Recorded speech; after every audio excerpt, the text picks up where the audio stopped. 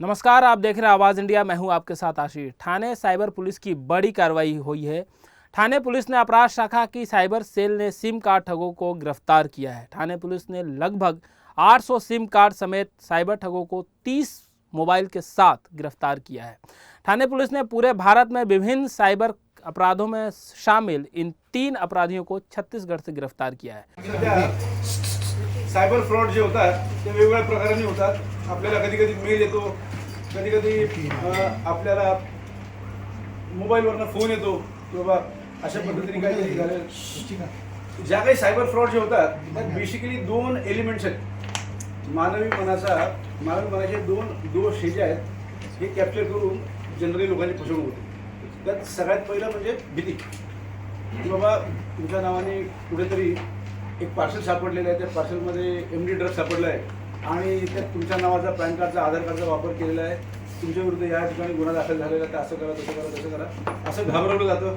तुमच्या विरोधात कुठेतरी गुन्हा दाखल झालेला आहे तर तुम्ही वरिष्ठ अधिकाऱ्यांचं, पोलीस अधिकाऱ्यांचं, EDचं, CBIचं, CIDचं, क्राईम ब्रांचचं असं कोणाचं नाव घेतलं जातं, फसवलं जातं। त्याच पद्धतीने दुसरा जो आपला मानवी मनाचा अवगुण आहे, कुठेतरी आपला लोभ जो असतो, लालच जे असते, तर त्याला हे लोक बळी पडतात आपल्याला आणि आपल्याकडनं तुम्हाला कमी कालावधीत जास्त नफा मिळवून देतो, तुम्ही शेअर ट्रेडिंग करा त्यातनं तुम्हाला जास्त पैसे मिळवून देतो। अशा पद्धतीने आपल्याला त्यात बळी पाडून त्याकडनं संपूर्ण पैसे काढून घेतले जातात। आपल्याला आता ह्या इन्व्हेस्टिगेशनमध्ये आपल्याला असं जाणवतं की बाबा हे जे फोन येणारे गुन्हे आहेत हे कुठे काही एका व्यक्तीला फोन आला तर त्याची फक्त फसवणूक झालेली आहे, परंतु तो जे ते लोक करणारे जे आहेत ते फक्त एका व्यक्तीला फसवत नसतात, खूप सारे लोकांना फसवतात। आणि ह्याच्या मागे जे आहे याच्या मागे एक मोठी जी आहे एक इकोसिस्टम ही तयार झालेली आहे। आज ज्या फोन नंबर्सवरनं हे जे आज प्रेस कॉन्फरन्स विशेषतः त्यासाठीच आहे की आपल्याकडे सध्या ही जे ह्याचे जे फ्रॉड्स आहेत, शेअर ट्रेडिंग फ्रॉड्स, त्याचा आपण विशेषतः अभ्यास करत होतो आणि तपास करत होतो की तुम्हाला कुठल्या तरी एखादा व्हॉट्सअप ग्रुपमध्ये इंट्रोड्यूस केलं जातं आणि त्या ग्रुपमध्ये तुम्हाला सांगितलं जातं की तुम्ही शेअर परचेस करा आणि शेअर परचेस सेल होतो, तुम्हाला त्यातनं प्रॉफिट दाखवला जातो।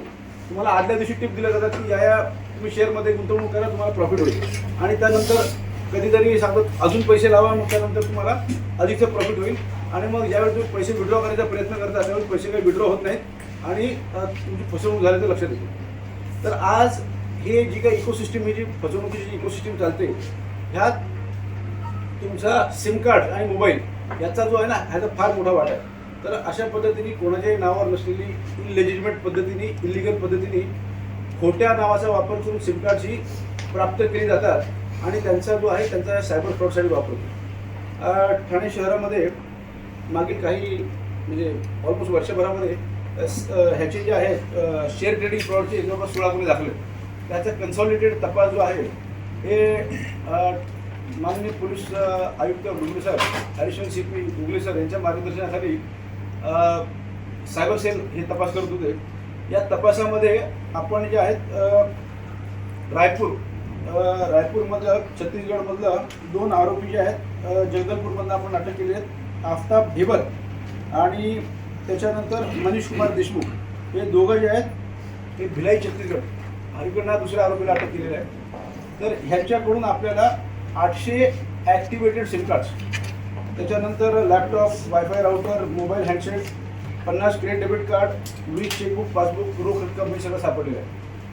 ह्यांच्याकडनं पुढील तपास केल्यानंतर दिल्लीमधून भाईजान उर्फ हाफिज लईक अहमद या व्यक्तीला आपण अटक केली आहे। तर इन्व्हेस्टिगेशनमध्ये आपल्याला हे आढळलं आहे की जे देशभरात हे जे कॉल सेंटर्स किंवा इंडिव्हिज्युअल जे काही फसवणुकीचे लोक चालतात त्यांना सिम कार्डची आवश्यकता असते, त्यांना सिम कार्ड प्रोक्युअर कुठं करणार, तर हे लोक जे आहेत हे सिम कार्ड प्रोव्हाइड करतात। हे जे आहेत हे ह्यांचं नेटवर्क जे आहे हे भारतभरात सर्वत्र चेन्नईपासून दिल्लीपर्यंत यांनी लोकांना सिम कार्ड प्रोव्हाइड केलेले आहेत। याच्या बरोबरीने त्यांनी आउट ऑफ इंडिया हे जे आहेत कंबोडिया, दुबई, चायना या ठिकाणी सुद्धा यांनी सिम कार्ड्स पाठवलेली आहेत। हे आपल्या तपासात निष्पन्न झालेलं आहे।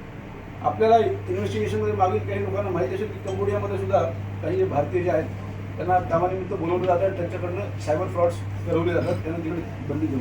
तर हे काही सिम कार्ड्स तिथेही गेलेले आहेत। तर ही जी आहे ही एक खूप मोठी कडी आहे। जर आपल्याला सायबर फ्रॉड्स थांबवायचे असतील तर ह्यांची इकोसिस्टम जी आहे इकोसिस्टम तोडावी लागेल आणि हे इन्व्हेस्टिगेशन जे आहे इन्व्हेस्टिगेशन त्यातली एक मेजर स्टेप आहे की जेणेकरून हा जो त्याचा एक जो बॅकबोन जो आहे त्या बॅकबोनला आपण आता हट केलेला आहे.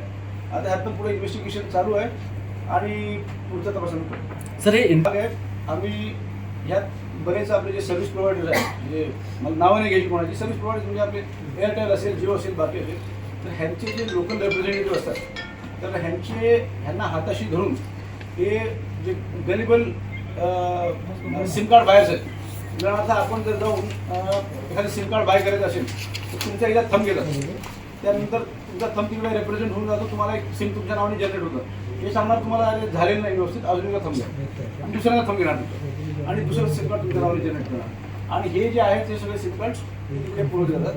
तर ह्यांना सिम कार्ड पुरवणारे वेगवेगळ्या सर्व्हिस प्रोव्हायडरचे 3 रिप्रेझेंटेटिव्ह जे आहेत ते आमच्या रडारवर आहेत, त्यांचा तपास करतो आम्ही आणि वेळ पडल्यास त्याच्यावर कायदेशीर कारवाई करणार. वीडियो जर्नलिस्ट शिवाजी काले के साथ विनोद कामले की ये रिपोर्ट। देश दुनिया की बाकी खबरों के लिए जुड़े रहिए आवाज़ इंडिया के साथ में सब्सक्राइब करें हमारे चैनल को यूट्यूब, फेसबुक, ट्विटर पर आवाज़ इंडिया टीवी।